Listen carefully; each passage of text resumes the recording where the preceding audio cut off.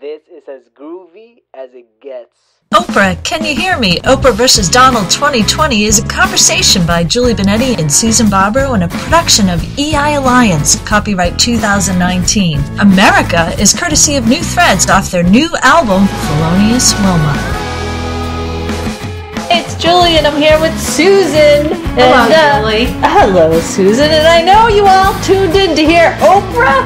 Can you hear me? Well, I don't care what people tuned in for. I'm completely bored with Oprah. I'm bored. Everything about it is boring. So I said to you I would only do another podcast. I want to talk about Trump. Let's go. Because my question is, does he really want to be president again? God. You know, we're bored talking about Oprah, who's probably the best candidate to run against him. And she's off doing tweets to wow, be wonderful. Supportive. Yeah, so it's like, you know. Yeah, but hold on a second, because you said the best candidate to go against him. And, you know, I've been saying for the longest time, because I will say there was a little bit of some kind of news show which was advertising for Trump about his dynasty. And they talked about how politics is cultural. And yet, you go to any of the news stations, and what are they talking about? Here's the career politician who's throwing their hat in the ring. And, you know, the only person that can be a formidable opponent for Donald Trump is a mega mogul, you know, Hollywood-type, you know, reality because that's what he's star. turned it into. Yeah, we're not talking about Arnold, because that didn't work with his reboot. That was one for you, President Trump, with his reboot of The Apprentice, because, you know, that's only Donald's show. Oh, my God. Yet, you know, who could you come up against? And we keep on saying, you know, hello, can you hear me? And now we're not saying that, because we're at show 25. That's like a quarter of a century, right? So, you know, the reason I would say that and agree with you is because I got to believe Trump is bored out of his mind. And working with these politicians, he's probably waking up saying, "Cripe's sake, am I still in this nightmare? Get me out of this place." And so, of course, I think his biggest thing is he loves the challenge. He doesn't like to lose. He must have been fun playing board games with him as a kid. I know. Holy moly. But I guess actually I would have given him a run for his money, because I used to cheat and figure out how to win too. Nonetheless, what I'm saying is that anybody else, I mean, all these other people that have come in, even Hillary, like seriously, I don't know how old she is. I could look it up, but I'm not even going to do it. And she puts out a tweet about Mean Girls. Oh, no. It's like, again, all I want to say, the only word I have for all of this is boring. And I have to believe for him, he's looking for someone like, come on, let's do this. He enjoys the fight. He enjoys the challenge. Right. There's nobody out there. Right. He's already destroyed everyone. And you know what? It doesn't matter what polls say, as we learned with the last election. It doesn't matter what polls say. It doesn't matter what people say. It doesn't matter what the media says. He wants someone to challenge him. And I don't see anybody that's stepping up that's going to challenge him. And to me, maybe that's what beats him, is because he kind of basically says, you guys are a bunch of, I'm going to use my dad's word, you guys are a bunch of buffoons. Walks away and says, I'm not doing this baloney. This is stupid. It's boring the hell out of me. Right. And, you know, the funny part is we're talking about being the president of the United States. I mean, of the free world. You know what? Of capitalism.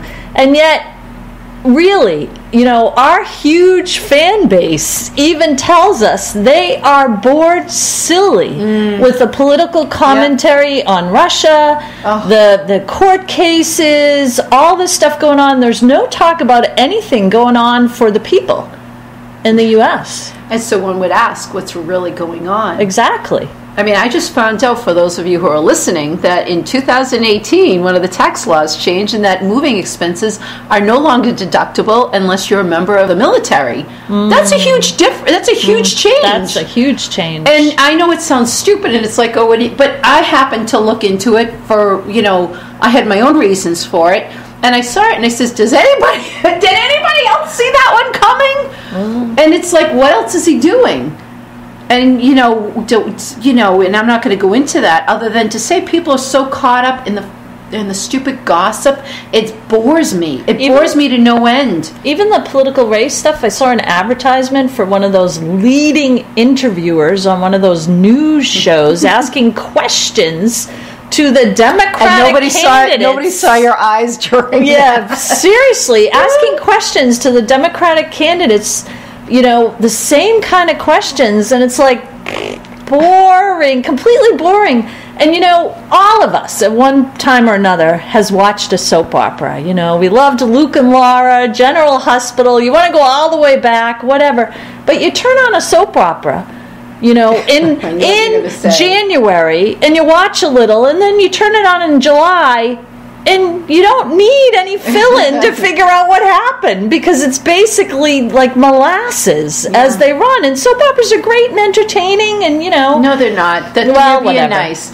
But you're right. But this is what it's like, a soap opera. It's like there's no movement. We want movement. We're energy people. We're in the energy. And our Trump book that talks about the science and energy of Trump is also in the energy, looking at persuasion, manipulation, and just suggestion.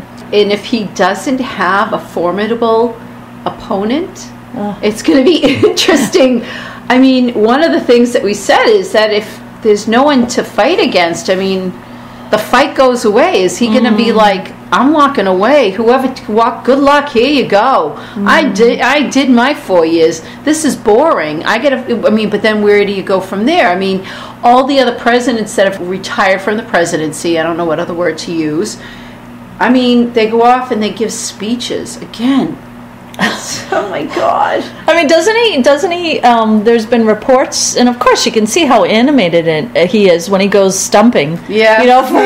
For his next run. And what's he going to do afterwards if he keeps? He's going to want to where do you get that fix? Where do you get that vibration of talking to the people? Well, I think it's interesting because we also talk when we talk about energy, and we talk about we've mentioned a few different times that the podcasts aren't just about Oprah. It's really about us individuals and people and who we are, and it relates to every single person out there. Every person, 7.14 billion, whatever it is, and it really comes down to the fact of what do you do to keep yourself in the energy and keep moving and learning and growing.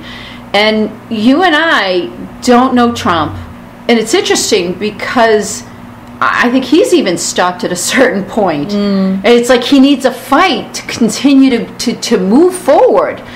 And if you go and you beat up all your opponents, well, then what happens? What do?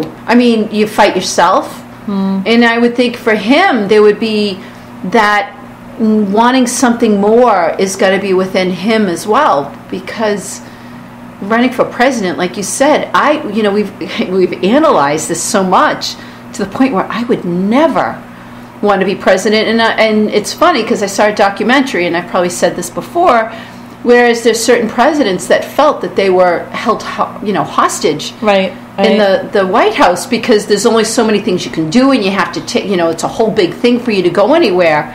And it was very depressing for some presidents. I gotta believe, you got to be in that, that place, and to always have controversy to move you forward. You and I have the other podcast that we're looking at ancient texts, where we're saying, okay, we need to move forward. You and I constantly push ourselves to say we're not going to do what we did before. Whatever you did, we just had a conversation before this podcast where I'm not going to go into it, but I won't let you go back and do something, and you won't let me. It's like, nope. Yep. You're going to keep moving forward, and so we have to constantly recreate and create situations where we learn and grow. And our ancient text podcasts are one way that we do it. We look at some of these old books that have been written about energy and life and philosophy, and we go forward with it. If Trump remains where he is, at some point, you got to say, I got to do something different. He's in essence, he keeps finding different things to shoot for, but he's still doing the same thing. Right. And you hit some great elements, because this isn't a plug for her book, but I was curious, and I did read Omarosa's book, and she did share, however truthful they were or not, but situations where, you know, it was kind of that office environment where she's walking by his office and he's like, hey, Omarosa, you know, and he's got that chatter, and he's really, you know, he knew her from the Apprentice days, and, you know, they would share and engage in a conversation, and she had her own interpretation of that. And once again, I'm not plugging her book, but it was curious and interesting to me to sense that environment of what she was sharing. And, you know, there's something to an energy of that rather than kind of the dull politicism that kind of enwraps itself in, you know, where's the people? You know, where's the attention to the people? But it's like, you know, there's a political, you know, election going on, and yet, you know, is it really about the people rather than it's about, well, who's going to run and how they're going to run and what's the case? That has never changed. I know. That's the one thing that has never been said. We've brought it to the forefront of what we understand, but what we haven't done is looked back. It's been the same thing. It's the same damn boring thing. And it's, you know, and you can go back into the Middle Ages and you know, wars, and it's just, it goes on and on. I have to believe that Trump is at a point where he's got it's like, I need something more. I mean, we talk about, in the first podcasts, we use energy and science principles to define what we think he was doing. Whether he was or not, I can't give him credit or not give him credit, but I give ourselves credit for having seen it and be able to use science principles to, you know, apply to a person. Right. But I have to believe you do the same thing. He's, in some respects, the same thing as Oprah, doing the same thing. Right. It's like, come on, there's something more. Let's do something more. And I don't mean, come on, Donald, with us and do it. I'm saying, you know, all of us should be in that space. Right. I consistently move to better myself, to learn more, learn more about who I am.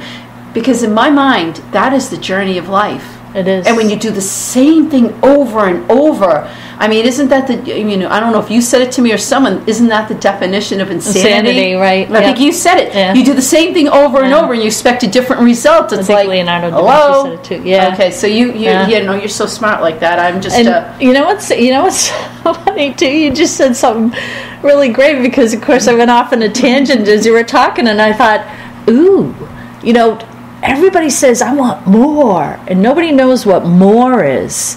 And so what better opportunity to place two prospective candidates, Trump and possibly Oprah. Okay, Oprah, come on, I'm kind of bending your arm here, even though we said we weren't gonna, who both are ready and in that environment for more, whether they know it or not, or whether they have a hankering for it or not. And see what happens when you have a battle for more.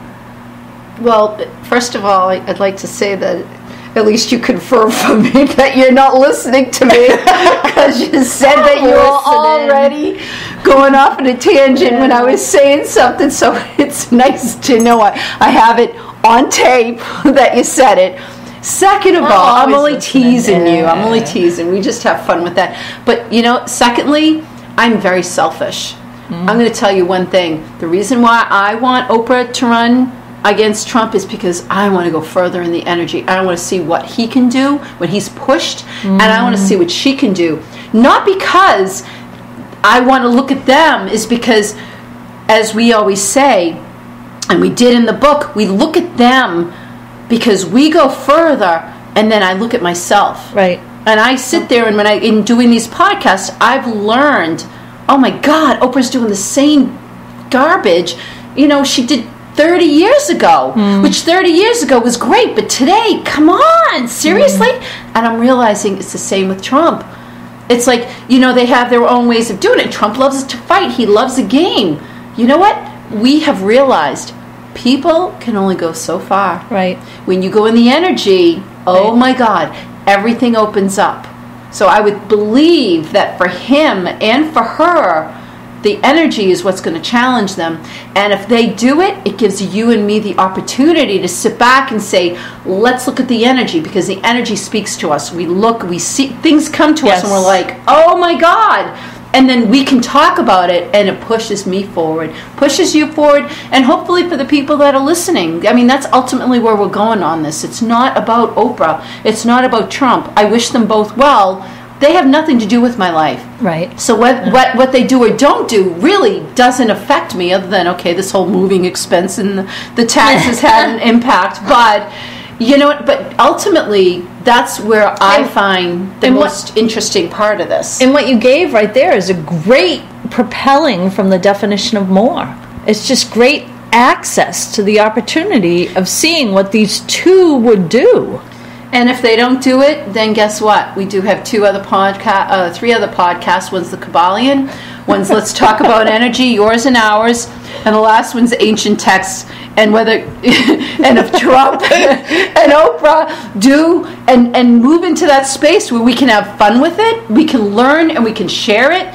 And if they don't, well, to hell with them, because we're going to do it. We're going to continue doing it either way, one way or not. Because or maybe someone will pop in the race that will be like, "Oh my God, look at this," and we'll get it at a different. Because there's always a potential of somebody who is very powerful. That, and I don't mean money. They're big, CEO, blah blah blah. I'm talking about a truly powerful person that's moving with that energy, that steps in that space, right. And we will all know, and then you and I will have the opportunity to say, wow, because, time's a wasting. Yeah, time is of the essence. And, I kept on thinking, as I was listening, I kept thinking, it's like putting a different frosting on a cake. I mean, granted, a different frosting can be okay, but how many times can you eat the cake? Really? It's definitely like a now I want a piece of cake, exactly. And wasn't there a chocolate cake that President Trump was talking about during his, the inauguration or something? Anyway.